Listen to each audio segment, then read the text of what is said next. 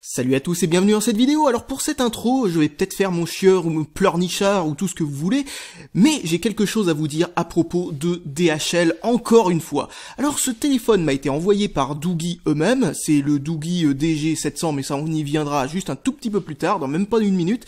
Mais le truc, c'est que j'ai eu besoin de payer 27 € de frais de douane sur un truc qui est un cadeau, logiquement, c'est-à-dire en fin de compte quelque chose qui n'est pas éligible à la douane, donc je sais pas comment ils font ça chez DHL, mais ça me paraît un peu illégal d'ailleurs en parlant de ça, surtout que c'est légitimement un cadeau parce que c'est réellement la marque qui me l'envoie sans me faire payer quoi que ce soit, rien du tout, pour que je puisse vous le présenter vous, et donc je commence à en avoir marre d'être déficitaire carrément sur des vidéos où on me donne le produit, parce que là ça commence à être ridicule quand même, surtout quand on connaît on va dire la qualité du service de DHL, parce que à chaque fois, en fait, plus de 3 fois sur 4, quand je reçois un téléphone par DHL, il est en panne, bordel, ou il a des problèmes, ou ce genre de truc, je comprends pas. Ça commence vraiment à me faire rager. Mais alors un truc, vous imaginez pas, parce que je commence à en avoir marre. C'est un truc à vous faire dégoûter des vidéos, ça, franchement. Parce que sincèrement, quand on gagne même pas 20 € par vidéo, même pas, ça doit être plutôt dans les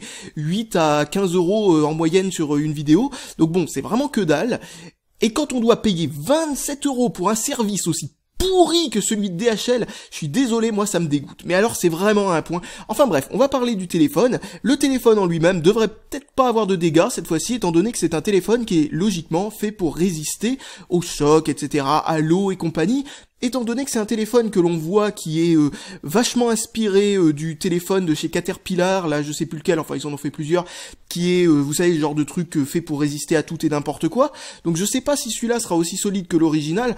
En tout cas, on peut voir que contrairement aux précédents modèles, à peu près du même style de Doogee, cette fois-ci ils ont essayé de ne pas trop copier le design, parce qu'avant c'était juste une sorte de copier-coller du design du téléphone original, donc du coup c'était un petit peu con, parce que franchement je trouve ça ridicule de se bousiller comme ça, enfin de perdre sa crédibilité totale en prenant un design qui existe déjà, etc. En plus de ça, là encore une fois par rapport à la douane, bah au lieu de passer la douane et de me faire payer 27 €, je l'aurais carrément pas reçu. J'aurais préféré ça comme ça d'ailleurs, soit dit en passant, mais enfin bon bref, qu'est-ce que je voulais dire d'ailleurs. Donc voilà, bon, nous avons une boîte en carton tout à fait standard, nous avons ici un téléphone ultra lourd, d'ailleurs ici nous avons de la mousse tout autour, mais pas au-dessus ni en dessous, et ils ont même pas pris le temps de le mettre dans une enveloppe à bulles, donc heureusement que le téléphone est solide. En tout cas, vous voyez l'épaisseur du truc, c'est plus d'1 centimètre, c'est ridiculement épais, mais vraiment ridiculement épais, hein.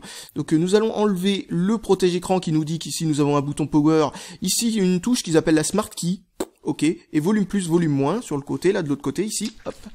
Alors, on va enlever ça, on va le poser à côté avant qu'il se recolle derrière le téléphone.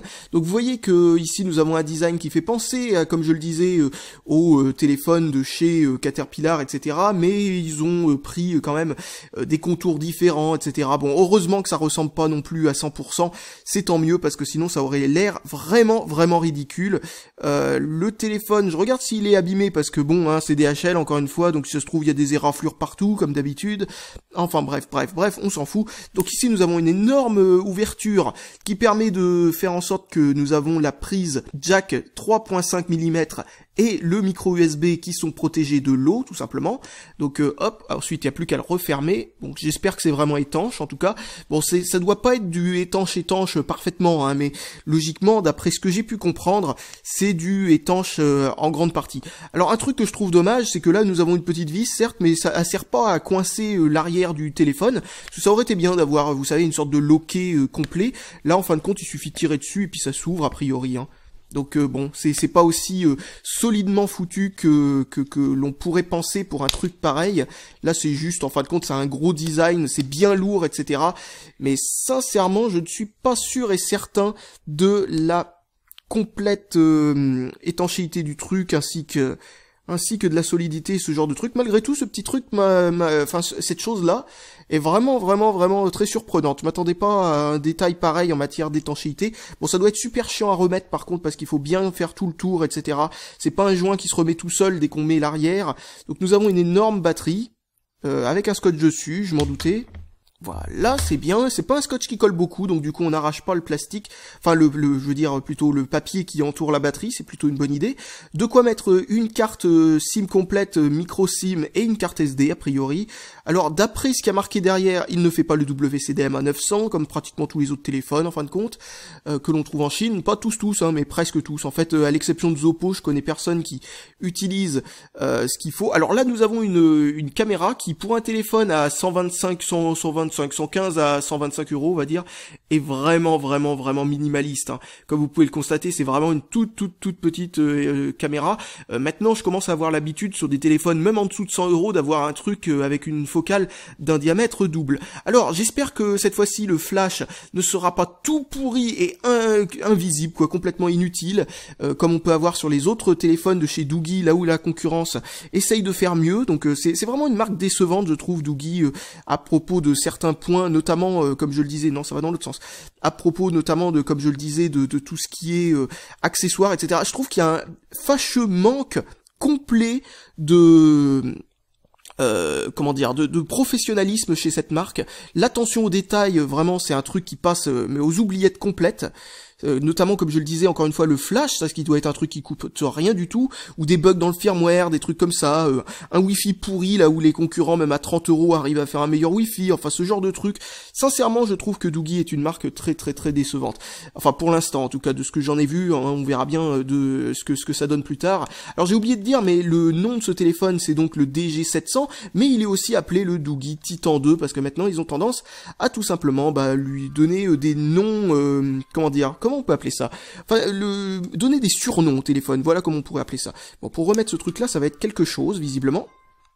Oh, bon Dieu. Donc on verra bien si ce téléphone vaut le coup, mais en tout cas, les autres téléphones Doogee, pour l'instant, n'étaient pas particulièrement géniaux.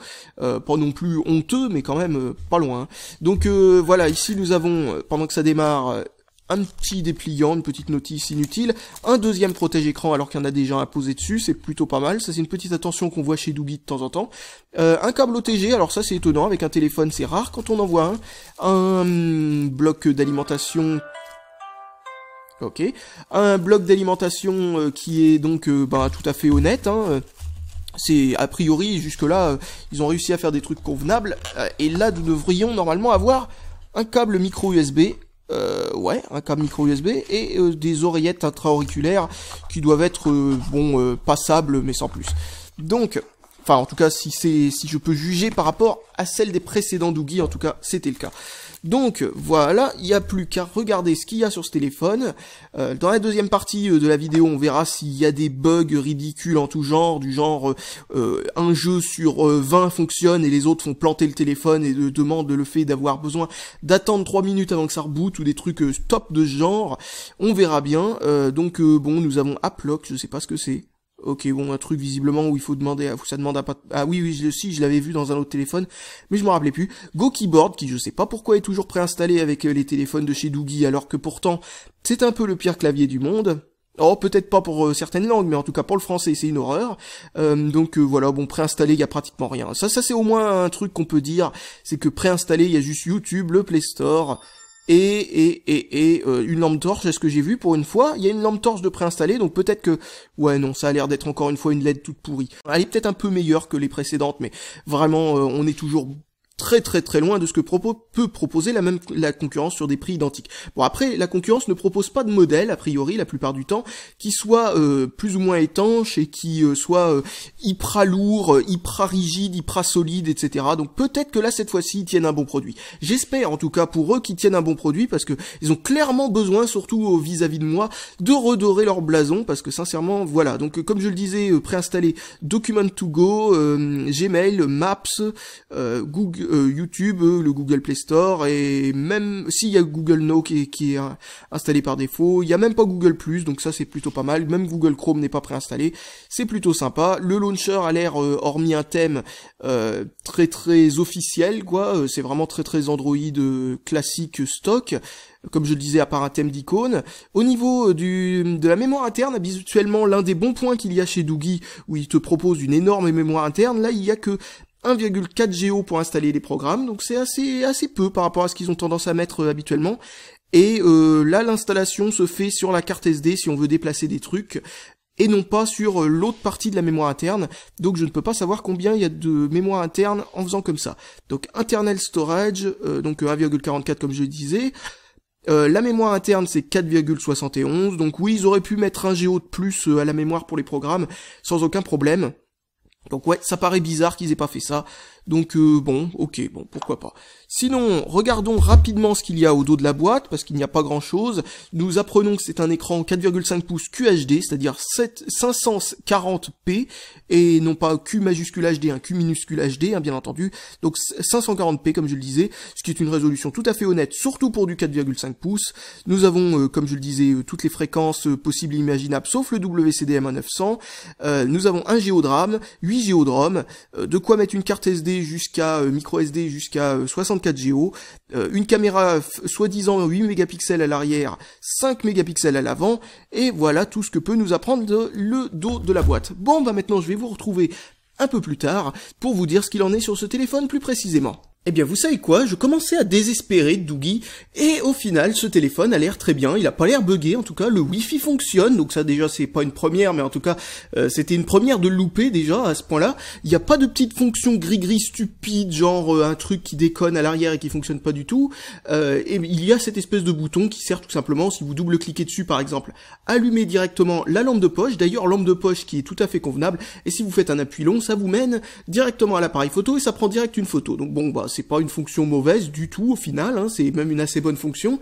Il a pas l'air buggé comme je vous l'ai dit, il a aussi une réactivité qui est très bonne, bon bref, ça a l'air d'être un téléphone en fin de compte tout à fait honnête quand on compare par rapport aux autres marques en tout cas. Sinon il y a aussi la batterie, et la batterie c'est une batterie 4000 mAh qui est énorme, et ça a l'air d'être vrai, hein, je voulais pas vous en parler dans la première partie de la vidéo parce que ça pourrait être tout aussi bien un énorme pipeau, mais sinon non, au final ça a l'air d'être vrai parce que l'autonomie a l'air d'être en utilisation normale entre 8 et 10 heures, ce qui est énorme. Alors j'ai pas pour l'instant la précision totale de ce que donne l'autonomie, mais en tout cas c'est vraiment largement au-dessus de ce que l'on peut voir dans n'importe quel téléphone, n'importe quel téléphone ou presque. Et au niveau du prix, bah, c'est là où il y a un problème, et bien c'est parce que nous sommes plus ou moins dans les 120 €, là où vous pouvez avoir un téléphone qui lui aussi n'est pas buggé, qui a l'air de fonctionner bien, etc., qui s'appelle le THL 4000, qui lui aussi a une batterie 4000 mAh, et donc lui aussi une autonomie assez grande. En fin de compte, au niveau des spécifications, c'est pratiquement exactement le même, et il coûte que 80 € à côté de celui-là qui coûte entre 30 et 40 € de plus. Donc voilà, vous voyez un petit peu le problème, c'est qu'au final c'est peut-être un bon téléphone, mais le prix est gigantesque. Et ça c'est parce que c'est un téléphone qui est soi-disant plus rigide, plus solide, etc., et surtout waterproof IP67. Alors IP67, qu'est-ce que ça veut dire ?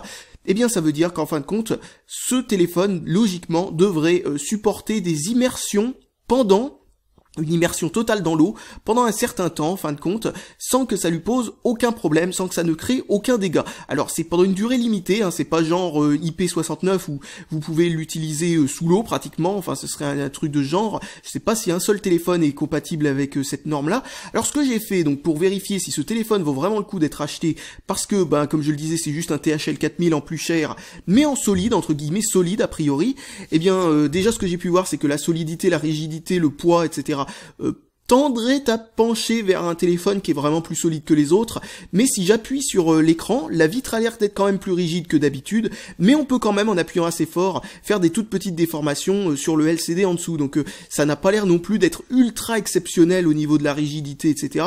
Malgré tout, ça a l'air, comme je le disais, sans preuve vraiment formelle de la chose pour l'instant, ça a l'air quand même beaucoup plus solide que la plupart des autres téléphones. Mais ce qu'on va tester surtout, c'est l'étanchéité, parce que s'il est vraiment étanche, eh bien ça au moins, ça c'est vraiment un bon point, et ça justifierait à lui seul le prix. Donc ce que j'ai fait, c'est que j'ai ramené un téléphone de merde que je n'ai pas peur de sacrifier, ce téléphone-là, 2 trucs de flotte, hop, voilà, on va les immerger totalement dans l'eau pendant 5 minutes, et on va vérifier si il survit mieux qu'un autre téléphone, en fin de compte qu'un téléphone qui est pas du tout étanche. Là, les 2 téléphones sont prêts à être mis dans l'eau. Tiens, et un téléphone reçoit une notification. Bon bref, qu'est-ce que je disais ? Oui, ils sont prêts à être mis dans l'eau. On va voir tout de suite combien de temps va survivre chacun des téléphones sous l'eau. Bon, il est pas totalement sous l'eau. Déjà, on voit des bulles sortir de celui-là, mais malheureusement, il est pas totalement immergé. Je vais chercher un peu d'eau. On va faire le niveau. Voilà, je m'attendais pas à ce que ce téléphone s'immerge pas complètement. Bon, moi ça fait déjà un petit moment qu'ils sont dans l'eau, et vous voyez d'ailleurs que celui-là, qui est pas du tout, pas du tout waterproof, ne s'est pas encore éteint. Malgré tout, je vois de l'eau qui est passée derrière le LCD, donc je vais le sortir parce que on commence à voir, justement, comme je le disais, les dégâts. Ah bah il a planté aussi, visiblement. Donc ouais, visiblement, voilà. Donc ça, c'est ce qui se passe avec un téléphone qui n'est pas étanche du tout. Et il est plein de flotte. Et a priori, une fois séché, il y a des chances qu'il puisse refonctionner à nouveau, mais il faut avoir le réflexe, bien entendu, d'enlever au plus vite la batterie. Vous voyez qu'il y a des petites bulles qui s'échappent de l'autre téléphone. Voilà, le téléphone est plein d'eau dans le compartiment batterie. La batterie elle-même contient de l'eau. Vous voyez, il y a même carrément de l'eau au niveau des contacts. Donc ouais, ça c'est vraiment pas bon. Donc voilà, on va laisser sécher ce téléphone maintenant. Donc voilà ce qui se passe avec un téléphone qui n'est pas waterproof. Malgré tout, alors ce qui peut ne pas survivre, c'est notamment le micro ou le haut-parleur ou ce genre de truc. Alors celui-là est dans l'eau depuis un petit moment, on va le ressortir maintenant, on va vérifier tout ça. Donc, est-ce qu'il est encore réactif? Alors a priori, il m'a ouvert le clavier pour une raison qui m'échappe d'ailleurs. Donc, mais bon, il est encore mouillé, donc c'est normal que l'écran tactile fasse un peu n'importe quoi. Mais l'écran tactile réagit, il a l'air de réagir sans aucun problème d'ailleurs, justement. Il suffit juste qu'il n'y ait pas trop de flotte. On peut l'utiliser avec les doigts mouillés, visiblement, ça fonctionne sans aucun problème. Donc ça déjà c'est un très bon point. Est-ce qu'il y a de l'eau qui s'échappe de partout? Non, pas vraiment. Ah, par contre, je l'ai secoué comme ça et vous avez vu que ça fait n'importe quoi. Donc il y a visiblement de l'eau qui est rentrée à un endroit où il devrait pas. En tout cas, ça limite les dégâts. Et bon, a priori, il y a pas grand chose à se plaindre, et puis ça le fait plus d'ailleurs. Ou alors c'était peut-être juste un de ces fameux bugs dont Doogie a le secret, je ne sais pas. En tout cas, j'avais jamais encore essayé de faire des trucs qui ressemblent à rien, genre ça avec le téléphone. Donc a priori ici, nous avons pas d'eau. Est-ce que nous avons de l'eau dans les prises? Pas vraiment. Alors, comme je le disais, normalement, IP67, c'est pas l'immersion totale dans l'eau pendant une période prolongée. Hein. Là, on n'est même pas resté 5 minutes, mais malgré tout, ça suffit pour ce genre de test. Donc, on voit que c'est toujours parfaitement sec en dessous de la trappe des connecteurs. Donc ça, c'est une bonne chose. D'ailleurs, penchons-le comme ça pour voir ce que ça donne. Non, il y a absolument aucune flotte qui serait rentrée là-dedans. Donc ça, c'est bon. Comme on a vu, l'écran tactile continue à fonctionner. Au niveau du trou pour le micro, bah il y a un petit peu d'eau dedans, donc je sais pas ce que ça fait. Peut-être qu'une fois sec, ça fonctionne sans aucun problème, parce qu'ils ont mis une espèce de petite membrane imperméable dedans. Ça serait une bonne idée. S'ils ne l'ont pas fait, eh bien le micro est peut-être complètement cuit. Ça serait génial, et ça prouverait surtout qu'il n'y a pas eu beaucoup d'efforts de fait en matière d'étanchéité, parce que quand on veut être étanche, faut pas juste que l'écran tactile continue à fonctionner. Mais ça, on verra ça un peu plus tard, parce que je n'ai pas encore fait mon test à long terme. Ensuite, qu'est-ce qu'on peut voir d'autre? Bon, au niveau du haut-parleur, bah, on peut voir qu'il n'y a rien de spécial à déplorer pour l'instant. Il faudra juste voir s'il fonctionne encore. Voilà. Bon, bah, on va enlever le compartiment batterie maintenant, et on va pousser ça pour faire de la place. Alors, poussons ça pour faire de la place, et maintenant, ouvrons. Enfin, on va d'ailleurs verrouiller le téléphone. En tout cas, visiblement, il a l'air d'être vraiment waterproof. Allez, ouvre-toi, Sésame. Bon sang. Et l'arrière est vraiment dur à enlever d'ailleurs, soit dit en passant, mais c'est pas elle qui assure l'étanchéité de toute façon. Donc du coup, il va falloir faire gaffe, parce que là, il peut y avoir de l'eau qui se situe entre les deux, là. Ouais, il y avait de l'eau, en effet, qui se situait un petit peu entre les deux. Bon, il y avait vraiment pas grand-chose. Est-ce que c'est un joint d'étanchéité qu'on voit qui serait autour, genre pour une double protection? Non, il y en a pas. Non, c'est vraiment que ça qui fait l'étanchéité. Est-ce qu'il y a de l'eau qui est passée en dessous? A priori, un petit peu. J'enlève la batterie, que je suis con. Vaut mieux que je la laisse en place si je veux pas éteindre le téléphone. Non, j'ai réussi à pas éteindre le téléphone. En tout cas, il y a l'air d'y avoir un tout petit peu d'eau qui est passée là. Mais c'était de l'autre côté du joint, a priori, parce que le joint s'encastre dedans. Ah oui, tiens, regardons d'ailleurs de l'autre côté du joint. Non, visiblement, ça a essayé de s'infiltrer. Ok. Malgré tout, franchement, c'est une protection qui est très bonne à avoir. Ça peut sauver la vie d'un téléphone plus d'une fois, ça. Surtout que c'est peut-être de l'eau qui s'est infiltrée au moment où j'ai tiré sur le truc, donc du coup, ça s'est infiltré en dessous, ça serait logique. Bon, donc je vois pas vraiment d'eau à des endroits... Ouais, ça a l'air d'être bien scellé, bien joint. Alors une chose est sûre, c'est que malgré sa certification, entre guillemets certification IP67, eh bien il y a eu une infiltration d'eau dans ce téléphone, ça c'est clair et net, il y en a eu une. Ce qui veut dire qu'à mon avis ce téléphone, je pourrais plutôt le considérer IP65 plutôt qu'IP67, c'est-à-dire en gros invulnérable aux grosses projections d'eau, ce genre de trucs, etc. Mais l'immersion totale à 1 mètre ou un peu moins d'1 mètre, pendant 30 minutes ou moins, sincèrement, ben il a pas passé ce test. Et ce test-là, ce que je viens de décrire, c'est tout simplement ce qui permet de passer la certification IP67. Donc, c'est là où je me suis dit, je vais démonter ce téléphone pour voir d'où vient le problème, parce que ce joint-là, le joint de la batterie, il a fait son boulot sans problème. Hein, il a permis à l'eau de ne pas rentrer en masse à l'intérieur. Hein, il y avait peut-être quelque chose qui s'était fait, et encore je suis pas sûr, au niveau du bas de la jointure, mais ça a pas permis de faire rentrer plus d'une gouttelette d'eau, donc presque rien. Donc ensuite, ce que j'ai fait, c'est que j'ai tout simplement démonté tout le contour, et là j'ai vu, à ma grande surprise, qu'il y avait ici, tout autour, tout un joint étanche aussi, en dessous des vis, dans tout le contour, donc ça c'est bien, heureusement d'ailleurs, vu qu'il y a des vis, etc., c'est pas soudé, etc., etc., donc du coup, heureusement qu'il y a un joint là, sinon ça serait pas du tout étanche. Mais donc, ce que je veux dire par là, c'est qu'ils ont vraiment fait un effort d'étanchéité, et un vrai effort d'étanchéité. Ce joint n'a pas défailli non plus, il a fait son rôle, il n'y avait pas d'humidité à cet endroit-là. Et ce que j'ai pu voir aussi, ça n'a rien à voir avec l'étanchéité, mais avec la solidité du téléphone, j'ai vu qu'ils avaient mis, vous savez, sur chacun des composants qui se trouvent un petit peu par-ci par-là, sur l'arrière du téléphone, eh bien ils ont mis des carrés de mousse, qui permet en fait de faire en sorte que quand il prend des chocs dans tous les sens, etc., au lieu que ce soit les composants qui prennent directement, il y a ce carré de mousse pour amortir le choc, donc il y a vraiment eu un effort de fait au niveau de la solidité, donc ça déjà c'est une bonne chose aussi, mais par contre, j'ai pas vu d'où venait l'eau en fait. Et donc je me suis dit, l'eau peut venir de là, mais non, à cet endroit-là était parfaitement sec. L'eau peut venir du micro, non, l'endroit a été lui aussi plutôt sec, hein, il y avait rien, et puis en plus l'ouverture est tellement petite, ça se serait pas rempli aussi vite, et en plus comme aller vers le bas comme ça aurait pas pu rentrer comme ça. En fait, l'eau est rentrée par le haut-parleur à l'arrière. Alors je sais pas si c'est parce que le mien est défaillant de haut-parleur arrière, j'espère que c'est ça d'ailleurs, parce que sinon ça voudrait dire que ce téléphone, ils ont fait tous les efforts possibles et imaginables pour le rendre étanche, sauf qu'ils ont oublié un léger détail à cet endroit-là, donc ça c'est un petit peu bête, et il y avait juste un raz-de-marée d'eau à l'intérieur du haut-parleur, quoi, hein, et c'est vraiment n'importe quoi, donc il a fallu que je fasse sécher pour que ça fonctionne bien, parce que l'écran, vous avez vu qu'il a fait des glitches, etc. Quelques heures plus tard, l'écran voulait plus s'allumer, il restait noir, etc. Il a fallu le faire sécher et ça refonctionnait comme il faut. Donc en gros, c'est un téléphone qui est plutôt bien isolé de la poussière et de l'eau, mais immersion sous l'eau, franchement, c'est un petit peu présomptueux, à moins que vraiment j'ai eu un problème avec ça, mais j'ai pas d'autres exemplaires de ce téléphone pour vérifier, donc je peux vraiment rien dire à ce propos. Donc voilà, mais a priori, ouais, là il y a quand même un léger défaut d'étanchéité au niveau du haut-parleur. En tout cas, si vous vous mettez en tête que c'est IP65 et pas IP67, eh bien la différence de prix entre le THL 4000 et ce téléphone-là, à mon avis, est parfaitement justifiée, parce que sincèrement, ce téléphone il est juste strictement identique, il a aucun bug de ce que j'ai pu voir. Donc là, voilà, enfin un firmware qui a été testé comme il faut.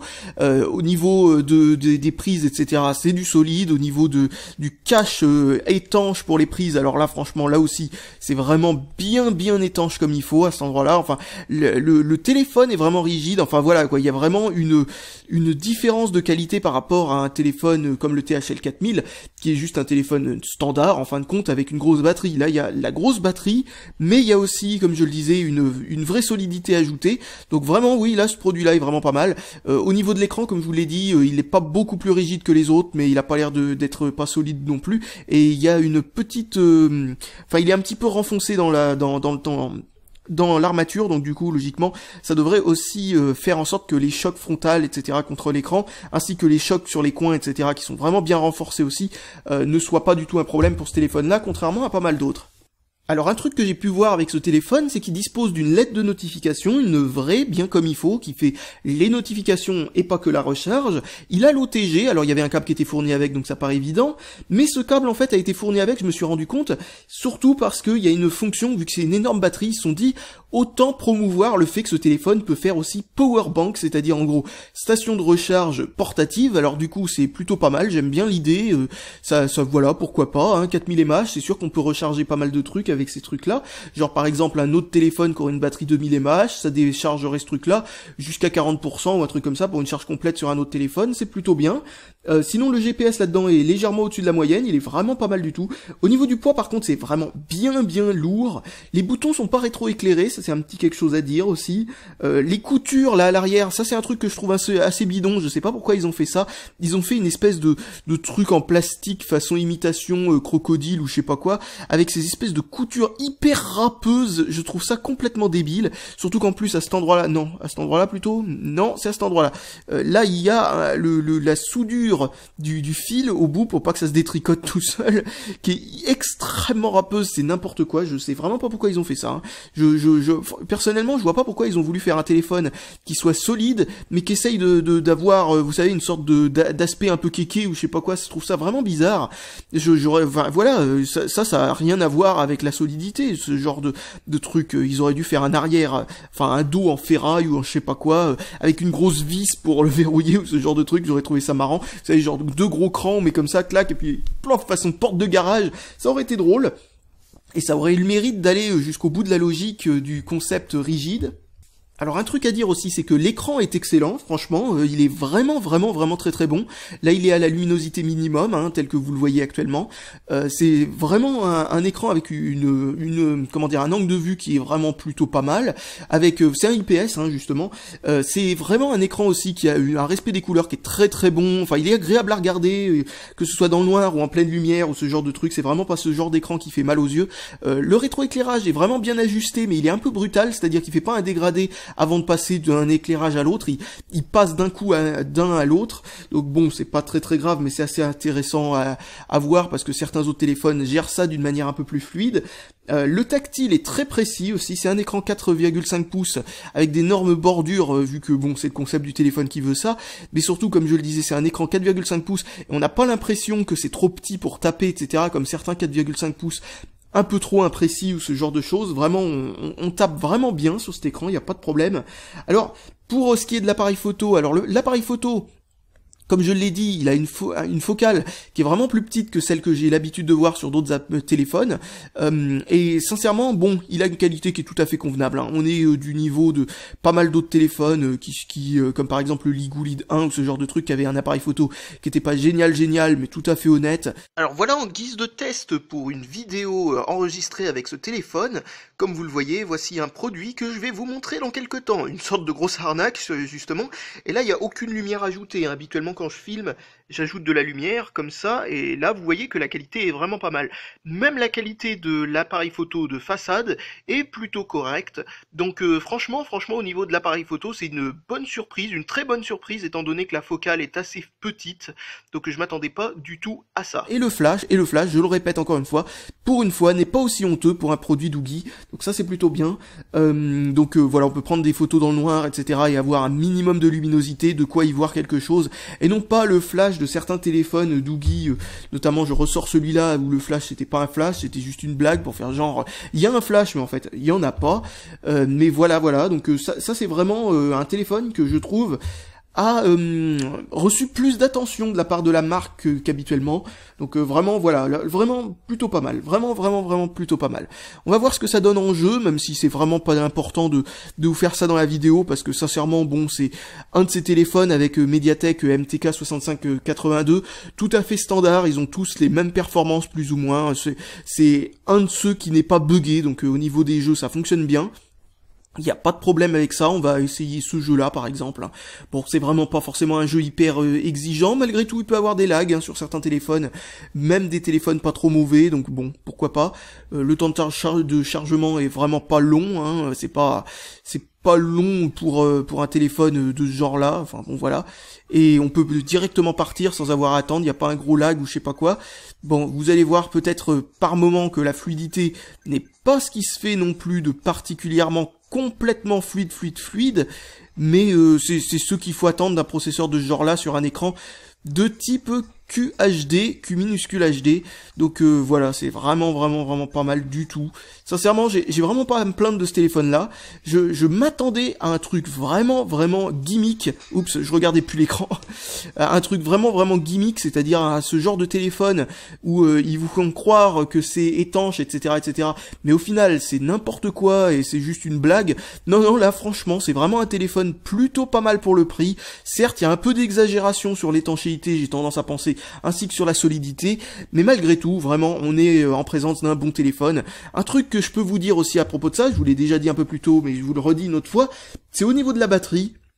Si vous utilisez des trucs qui sont extrêmement exigeants au niveau de la batterie, l'autonomie reste à 7 heures d'autonomie, quoi, 7 heures écran allumé. C'est-à-dire qu'en fait, en utilisant écran allumé le téléphone en jeu, avec un jeu exigeant pendant 7 heures de suite, eh bien c'est le temps qu'il faut pour passer de 100% à 0%.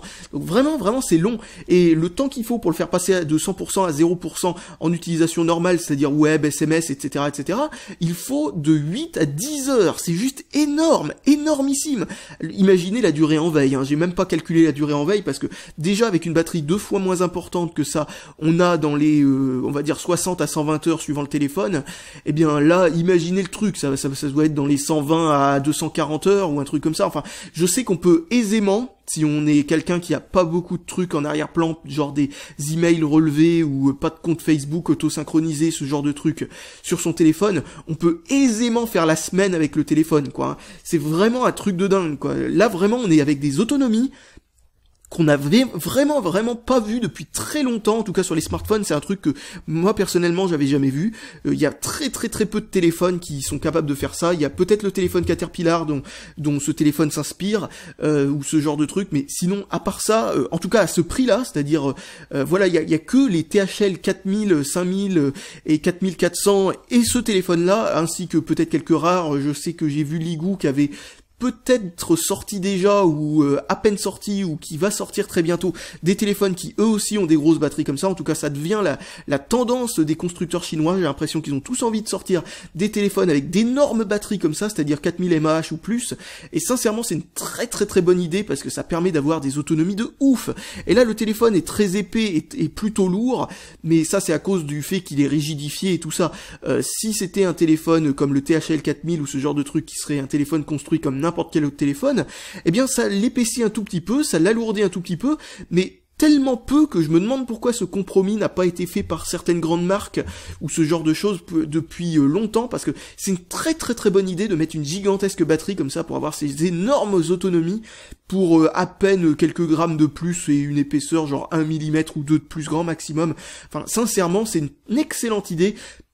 Et j'espère que cette idée-là va continuer à être exploitée par les constructeurs chinois parce que franchement ça donne une plus-value très importante à ce genre de téléphone, je trouve. Bon voilà, je crois que j'ai plus rien de spécial à vous dire et j'ai plus qu'à vous dire salut à tous et à la prochaine.